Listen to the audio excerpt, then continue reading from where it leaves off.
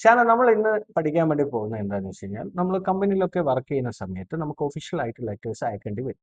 ആ സമയത്ത് നമ്മുടെ ഡയറക്ടേഴ്സിന്റെ ഒപ്പും അതേപോലെ തന്നെ അയാളുടെ ഡെസിഗ്നേഷനും എല്ലാ ലെറ്റേഴ്സിനും വെക്കേണ്ടി വരും.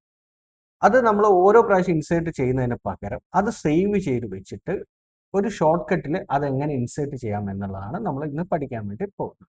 സിഗ്നേച്ചറിനെ ഇതിൽ പിക്ചറായിട്ട് ഇൻസേർട്ട് ചെയ്യാം. അപ്പൊ അതിന് വേണ്ടി ഇൻസേർട്ട് മെനുവിൽ പോയിട്ട് പിക്ചേഴ്സിൽ നമ്മുടെ സിഗ്നേച്ചർ പിക്ചർ ഉണ്ടല്ലോ, അത് സെലക്ട് ചെയ്തിട്ട് അത് ഇൻസേർട്ട് ചെയ്യും. നമുക്ക് ആവശ്യമുള്ള അത്ര സൈസിലേക്ക് വരുത്തുക. ഓക്കെ.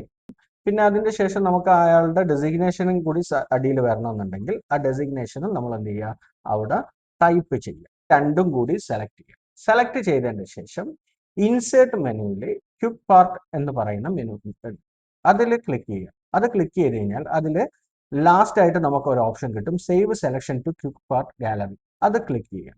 ക്ലിക്ക് ചെയ്തതിന് ശേഷം നമ്മളോട് നെയിം ചോദിക്കും, അതായത് ഷോർട്ട് നെയിം ഏതാണെന്ന് ചോദിക്കും. ആ നെയിം ഞാനിവിടെ ഡയറക്ടർ സിഗ്നേച്ചർ ആയതുകൊണ്ട് DS കൊടുക്കും. അതിനുശേഷം ഓക്കെ കൊടുക്കും. ഇനി എനിക്ക് എവിടെയാണോ ഡയറക്ടർ സിഗ്നേച്ചർ ആവശ്യം അവിടെ ഞാൻ DS എന്ന് ടൈപ്പ് ചെയ്തതിന് ശേഷം കീബോർഡ് ഷോർട്ട് കട്ടായ F3 പ്രസ് ചെയ്യും. അപ്പോൾ അവിടെ എന്ത് ചെയ്യും, സിഗ്നേച്ചറും അതേപോലെ ഡെസിഗ്നേഷനും വരും. അപ്പോൾ ഇതുപോലുള്ള കമ്പ്യൂട്ടറിൻ്റെ ടിപ്സ് ആൻഡ് ട്രിക്സിന് വേണ്ടി ഫോസ്റ്റർ അക്കാദമിയുടെ പേജ് ഫോളോ ചെയ്യുക.